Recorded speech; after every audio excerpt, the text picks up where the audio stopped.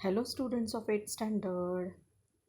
हिंदी की दूसरी इकाई का पाठ दूसरा 2 लघु कथाएं अब हम देख रहे हैं।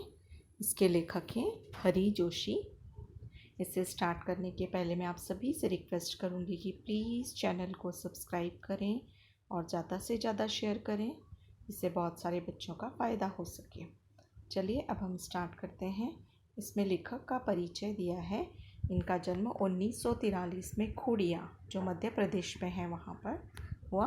परिचय दिया है। यह सेवानिवृत्त प्राध्यापक हरि जोशी जी की साहित्यिक रचनाएं हिंदी की लगभग सभी प्रतिष्ठित पत्रिकाओं में प्रकाशित होती रही हैं। मतलब यह पहले प्राध्यापक थे जो सेवानिवृत्त मतलब रिटायर हो चुके। उसके बाद इनकी जितनी भी रचनाएं हैं हिंदी में, वह बहुत सारी पत्र पत्रिकाओं में प्रकाशित होती रही हैं। आपको गोयंका सारस्वत सम्मान, वागीश्वरी सम्मान प्राप्त हुए हैं। यह ऑनर्स या अवार्ड्स इन्हें मिले हुए हैं। इनकी प्रमुख कृतियां हैं पंखुरिया, यंत्रयुग, अखाड़ों का देश, भारत का राग, अमेरिका के रंग। ये उनके लेख हैं। इस गद्य में, इस पाठ में, इन कहानियों में ये लेखक ने हमें क्या बताया है। यहाँ 2 लघु कथाएं दी गई हैं। लघु कथाएं मतलब छोटी छोटी कहानियाँ 2 हैं। प्रथम लघु कथा में जोशी जी ने बताया है कि हमें बुरे काम का फल बुरा ही मिलेगा, अतः बुरे काम नहीं करने चाहिए। दूसरी लघु कथा में आपने समझाया है कि कठोरता की अपेक्षा विनम्रता अधिक महत्वपूर्ण है। घमंडी का सिर हमेशा नीचा होता है, अतः हमें घमंड नहीं करना चाहिए। तो यहाँ पर लेखक ने हमें 2 छोटी छोटी कहानियाँ दी हैं, लेकिन उन दोनों कहानियों से हमें शिक्षा मिलती है। क्या? पहली कहानी से हमें शिक्षा मिलती है कि बुरे काम का हमेशा बुरा नतीजा होता है, बुरा ही फल मिलता है, इसलिए हमें अपनी लाइफ में कभी कोई बुरे काम नहीं करना चाहिए। दूसरी लघु कथा में लेखक ने यहाँ बताया है कि घमंड जो है हमारी जीवन में होना ही नहीं चाहिए, क्योंकि घमंडी का सिर हमेशा नीचा होता है। घमंड हमारी लाइफ को मतलब एक तरह से स्पॉइल कर सकता है, इसलिए हमें लाइफ में कभी भी घमंड नहीं करना चाहिए। चलिए हम देखते हैं दोनों कथाएं। पहली कहानी यहाँ पर दी है जिसका नाम है नींव। बहुमंजिला इमारत की दीवार नींव से उठ रही थी। बहुमंजिला मतलब जिसे हम बोलते हैं बड़ी सी बिल्डिंग, जिसमें बहुत सारी, जिसे मल्टी स्टोरी बिल्डिंग भी हम कह सकते हैं। ऐसी बहुमंजिला जिसमें बहुत सारी मंजिल हो, ऐसी इमारत मतलब बिल्डिंग, उसकी दीवार बन रही थी और नींव से उठ रही थी। नींव से मतलब नीचे से वो बन रही थी। ठेकेदार नया था। भयभीत सा वह एक तगारी सीमेंट और 5 तगारी रेत के मसाले से ईंटों की जुड़ाई करवा रहा था। तो जब ये इमारत बन रही थी तो वहाँ का जो ठेकेदार था वो नया था। भयभीत सा मतलब कई बार काम का कहीं नई जगह पर काम करने जाते हैं तो थोड़ा डर रहता है। इस तरह से ठेकेदार भी थोड़ा डर रहा था। और किस तरह का माल बना रहा था ये दीवार बांधने में?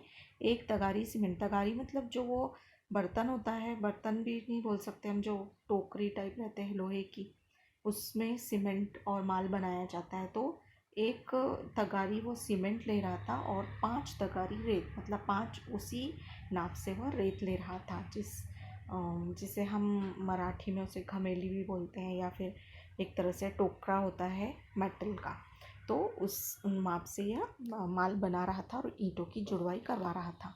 अगले दिन अधिकारी महोदय आए। उन्होंने काम के प्रति घोर असंतोष व्यक्त किया। महोदय बोले, ऐसा काम करना हो तो कहीं और जाइए। तो अधिकारी महोदय मतलब जब एक बिल्डिंग का काम शुरू होता है ना, तो गवर्नमेंट के अधिकारी आकर उसका सर्वे करते हैं, देखते हैं। तो इसी तरह ये अगले दिन अधिकारी महोदय आए और नए ठेकेदार से कहते हैं कि तुम्हारा काम असंतोषजनक है, अच्छा काम नहीं है, अगर ऐसा ही काम करना है तो कहीं और जाइए। अगले दिन सशंकित नए ठेकेदार ने 1 तगारी सीमेंट और 3 तगारी रेत के मसाले से ईंटों की जुड़ाई की। अब अगले दिन थोड़ा सा, वो पहले ही तो डर रहा था ठेकेदार, उसने क्या किया, सशंकित मतलब थोड़ा शंका में था कि भाई अधिकारी और आकर न डांटे। तो इस बार उसने 1 तगारी सीमेंट ली और उसमें 3 तगारी रेत मिलाई, मतलब रेत का प्रमाण थोड़ा कम किया, और फिर वह माल उसने ईंटों की जुड़ाई में लगाया। संबंधित अधिकारी आए, फिर से अधिकारी आए। उन्होंने नींव की दीवार पर एक निगाह डाली और गर्म हो गए। इस बार ठेकेदार को अंतिम चेतावनी दी, यदि कल तक काम में पर्याप्त सुधार नहीं किया गया तो काम बंद करवा दिया जाएगा। देखिए, तो फिर से अधिकारी आता है, संबंधित एक अधिकारी मतलब इसी कंस्ट्रक्शन से संबंधित जो ऑफिसर्स रहते हैं वो आया, और उस ऑफिसर ने देखा और क्या कहा कि फिर से उसे चेतावनी दी कि तुम्हारे काम में सुधार होना चाहिए और नहीं किया तो ये काम बंद कर देंगे। जब नए ठेकेदार की समझ में बात नहीं आई तो उसने एक अनुभवी ठेकेदार से इस समस्या पर उसकी सलाह चाहिए। अनुभवी ठेकेदार ने बताया कि ये महोदय रिश्वत चाहते हैं, इसीलिए काम में कमी बता रहे हैं। नया ठेकेदार ईमानदार था, वह रिश्वत देने लेने को अपराध समझता था। उसने भ्रष्ट अधिकारी को पाठ पढ़ाने का निश्चय कर लिया। देखिए, यहाँ पर जो क्या समझ में आया हमें कि नया ठेकेदार बार बार अपने काम में सुधार भी कर रहा है, डर भी रहा है, लेकिन अधिकारी महोदय फिर भी उसके काम को गलत ठहरा रहा है। तो उसने फिर अनुभवी जो वहाँ का ठेकेदार था उससे पूछा कि यह इस तरह से क्यों बर्ताव कर रहा है। तब उस अनुभवी ठेकेदार ने कहा कि यह व्यक्ति जो है, यह अधिकारी जो है, वह रिश्वत खोर है, हमेशा रिश्वत चाहता है, इसलिए वह इस तरह से बर्ताव कर रहा है। नया ठेकेदार ईमानदार था तो उसको रिश्वत लेना या देना वह अपराध समझता था। उसने क्या कहा, सोचा कि अब इसे मैं पाठ पढ़ाऊंगा, मतलब इसे सबक सिखाऊंगा। अगले दिन अधिकारी महोदय निरीक्षण करने आए। ठेकेदार ने उन्हें रुपयों से भरा लिफाफा पकड़ा दिया। अधिकारी प्रसन्न होकर जैसे ही जाने लगे वैसे ही एकाएक वहां उच्च अधिकारी आ गए। अधिकारी महोदय रिश्वत लेते हुए रंगे हाथों पकड़े गए। तो अगले दिन क्या होता है, फिर अधिकारी आते निरीक्षण करने। तो ये नया ठेकेदार क्या करता है, 1 रुपयों से भरा लिफाफा उस अधिकारी को दे देता है। अधिकारी खुश हो जाता, क्योंकि उसे तो रिश्वत लेनी ही थी। लेकिन जैसे ही वो रिश्वत लेता है उसी समय उच्च अधिकारी वहाँ पर आ जाता है। उस अधिकारी से ऊंचे पद पर जो अधिकारी वो वहाँ पर आ जाता है और उस अधिकारी को रिश्वत लेते हुए पकड़ लेता है। रंगे हाथों पकड़ना मतलब सामने से ही देख लेता है कि इसने रिश्वत ली है। वस्तुतः रात में ही ईमानदार ठेकेदार ने अधिकारी महोदय के खिलाफ उच्च अधिकारी के पास शिकायत कर दी थी। उच्च अधिकारी ईमानदार थे। उन्होंने कहा, कुछ एक भ्रष्ट अधिकारियों के कारण ही पूरा प्रशासन बदनाम होता है। उन्होंने भ्रष्ट अधिकारी को दंड दिलवाने का निर्णय ले लिया। सच ही कहा है, बुरे काम का बुरा नतीजा। तो क्या हुआ होगा कि रात में जो ईमानदार ठेकेदार था वह अधिकारी महोदय के खिलाफ, जो अधिकारी रिश्वत लेने वाला था उसके खिलाफ उसने उच्च अधिकारी के पास शिकायत दर्ज कर दी। उच्च अधिकारी ईमानदार थे, इसलिए उन्होंने कहा कि कुछ अधिकारी हैं जो भ्रष्ट हैं और वह पूरे प्रशासन को बदनाम कर रहे हैं, तो इसलिए भ्रष्ट अधिकारी को दंड दिलवाने के हम लोगों ने निर्णय कर लिया, ठेकेदार ने भी और उच्च अधिकारी ने भी। तो इससे हमें क्या शिक्षा मिलती है कि अगर हम कोई बुरा काम करेंगे उसका नतीजा भी बुरा ही होगा।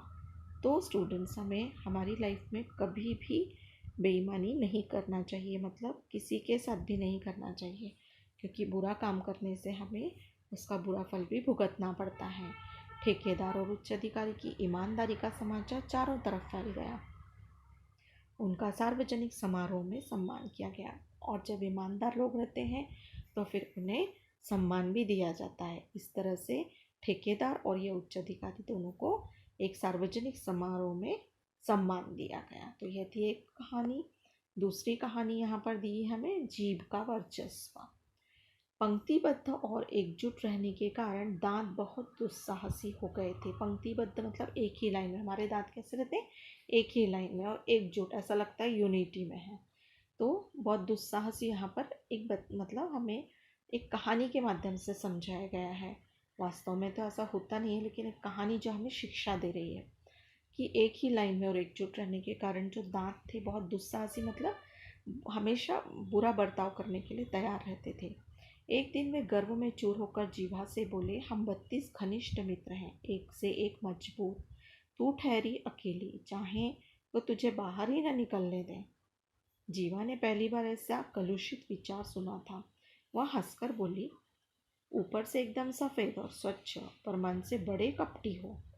तो एक दिन यह जो दांत रहते हैं वह बहुत घमंड में आ जाते हैं और जीभा से मतलब जीभ से कहते हैं कि हम सब जो हैं 32 की 32 घनिष्ठ मित्र हैं, बहुत अच्छे ऐसे मित्र हैं सॉरी, और मजबूत भी हैं एक से, और तू अकेली है, और अगर हमारी बस चले तो हम तुझे बाहर ही ना निकलने दें।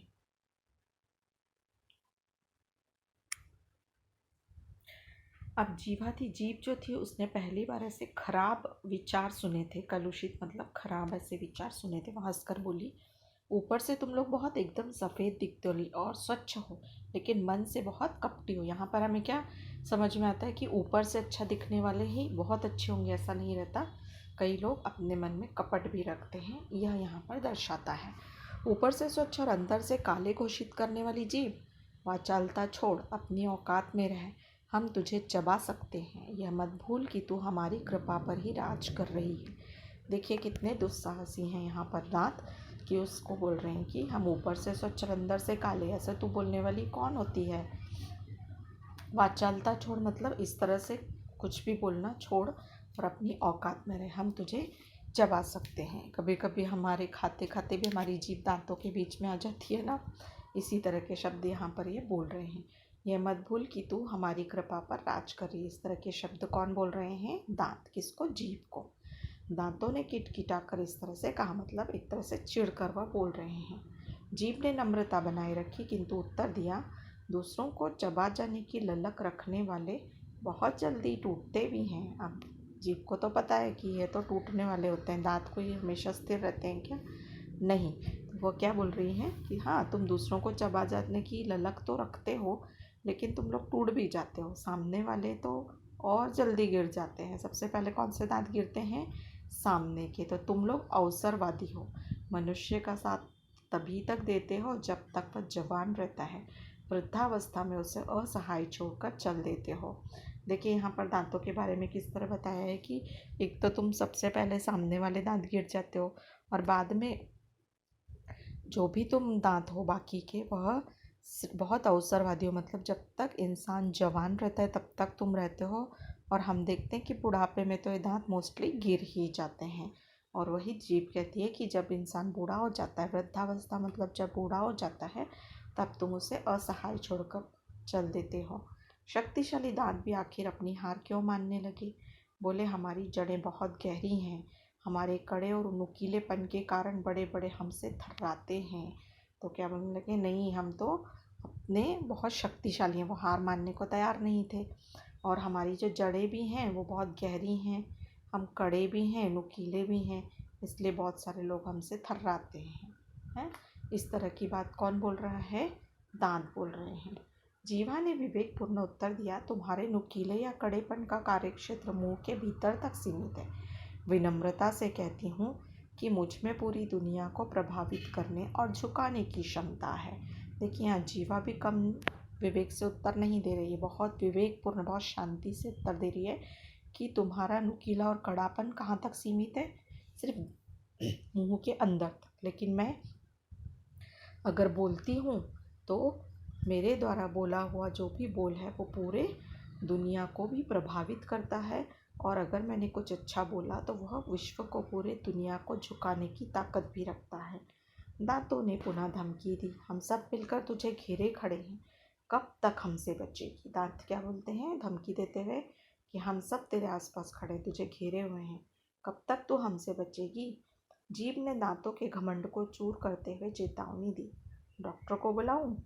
दंत चिकित्सक एक एक को बाहर कर देगा, मुझे तो छुएगा भी नहीं और तुम सब बाहर दिखाई दोगे। देखिए यहाँ जीभ की कौन सी बात समझ में आ रही कि जीभ के द्वारा हम बोलते हैं ना। अगर जीभ ने क्या किया, फ़ोन कर दिया या फिर डॉक्टर को बुला लिया कि भाई मेरे दांतों में दर्द है, इस तरह से अगर जीभ ने बोल दिया तो क्या होगा? दंत चिकित्सक एक एक दांत को निकाल देगा।